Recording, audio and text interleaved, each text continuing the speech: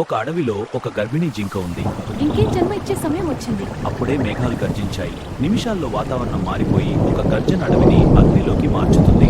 జింక అగ్ని నుండి దూరంగా వెళ్ళింది, కానీ అగ్ని అడవి అంతా దాపరిచింది. ఏమి చేయాలో తెలియక జింక నీరు త్రాగడానికి నది తీరంకి వచ్చింది. మెల్లగా నీరు త్రాగి తన కుడివైపు చూసింది. గర్భిణి జింక నది ఒడ్డున చూసింది. 5 మోసలి నదిలో దిగింది. జింక మెల్లగా నీరు తాగి తన ఎడమవైపు చూసింది. ఒక వృక్షం వెనక ఒక వేటగాడు జింకకు గూరిపెట్టాడు. గర్భిణి జింకకు కొంచెం భయం వేసింది.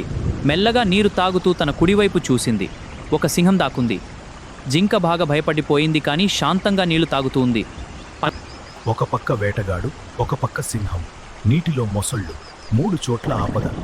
ఇంకొన్ని క్షణాల్లో పిల్లలు పుడతారు. ఎక్కడ సేఫ్టీ లేదు, ఏమో చేయాలో తెలియదు. ప్రకృతి ఇక్కడ ఒక అద్భుతం చేసింది. గర్జన ఒక వేటగాడి దగ్గర వచ్చింది. దాంతో వేటగాడు గురితపు సింహం దగ్గర బ్లేడ్ వదిలాడు. ఇది చూసిన సింహం అతను తరిమింది. మరో చోట గర్జనతో వరుస బాగా పడాయి. అలా మంటల నడిపి శాంతించింది. మొసలి భయంతో నీటిలో వెళ్ళిపోయాయి. భయం వల్ల ఏమి చేయాలో తెలియపోవడం వల్ల జింక చాలా ప్రశాంతంగా ప్రకృతి నమ్మింది. మన జీవితంలో ఎన్నో కష్టాలు వస్తాయి. ఒక్కసారి ఎటువైపు వెళ్లాలో తెలియకపోతే ప్రతి విషయం మన విరుద్ధంగా కంచినప్పుడే కొంచెం శాంతంగా ఉండండి. మీ బాధ్యతను చూసుకుంటే చాలు. దేవుడు మనకు ఎప్పుడో ఒక మార్గాన్ని చూపిస్తాడు. దాంతో సమస్యలకు పరిష్కారం వస్తుంది. జీవితంలో నిస్సహాయంగా ఉండకండి. ధైర్యంగా ఆలోచించి సమస్యలను ఎదుర్కోండి.